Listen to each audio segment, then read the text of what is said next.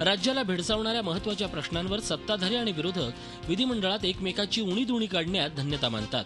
पण वेतनवाढीचा विषय आला की दोन्ही बाजूंची अचूक युती होते. अधिवेशनाच्या शेवटच्या दिवशी आमदार आणि मंत्र्यांच्या वेतनात भरघोस वाढ करण्याचा प्रस्ताव फारशी चर्चा न करताच मंजूर झाला. आमदारांचं वेतन 75,000 रुपयावरून 1.5 लाख रुपये झालं होतं.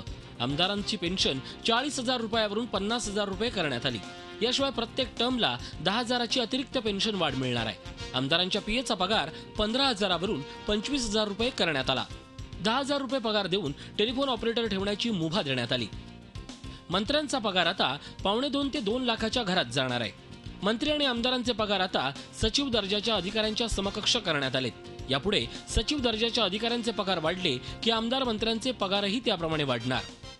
चांगलं आणि प्रामाणिक काम केलं पाहिजे अशी अपेक्षा असेल तर त्याची ही काळजी देखील आपण घेतली पाहिजे की प्रामाणिक काम करण्याची म्हणजे त्याची जी काही क्षमता आहे ती क्षमता आपण कायम ठेवली पाहिजे.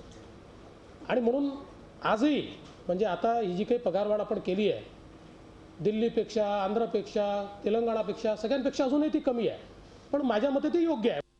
विधिमंडळात बच्चू कडू यांचा अपवाद वगळता कुणीही विरोध केला नाही. रामनाथ मोते, कपिल पाटील, श्रीकांत देशपांडे या शिक्षक आमदारांनीही वेतनवाढ नाकारली आहे. राज्यात विधानसभेचे 289 आणि विधान परिषदेचे 78 आमदार आहेत. शिवाय माजी आमदारांची संख्या 1572 एवढी आहे. आमदारांच्या या पगारवाढीमुळे राज्याच्या तिजोरीवर दरवर्षी 200 कोटी रुपयांचा बोजा पडणार आहे. आधीच राज्यावर 3.5 लाख कोटींचं कर्ज आहे. असं असतानाही शरद पवार आणि गिरीश महाजनांसारखे नेते या पगारवाढीचं समर्थन करताना दिसत आहेत. लोकांना खर्च किती असतो, फिरावं किती लागतं, कामं किती असतात. 1.5 लाख म्हणजे हे जरी आपल्याला मोठी रक्कम वाटत, अधिकाऱ्यांच्या बरोबरीत आम्ही पगार केलेला आहे. क्लासवर अधिकाऱ्यांच्या बरोबरी आम्ही आमचा पगार केलेला आहे. परंतु आज आमदारासोबत जर तुम्ही 2-4 दिवस राहिलेत, 8 दिवस राहिला तोपर्यंत, तर मग आपल्याला कळेल की आमदारांना लोक किती त्रास देतात, किती त्यांना खर्च असतो.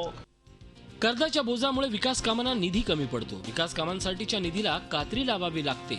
असं असताना आमदार मंत्र्यांना दिलेली भरघोस वेतनवाढ खरंच योग्य आहे का याचा विचार आमदारांनीच करण्याची वेळ आली आहे. दीपक भातुसे, झी मीडिया, मुंबई.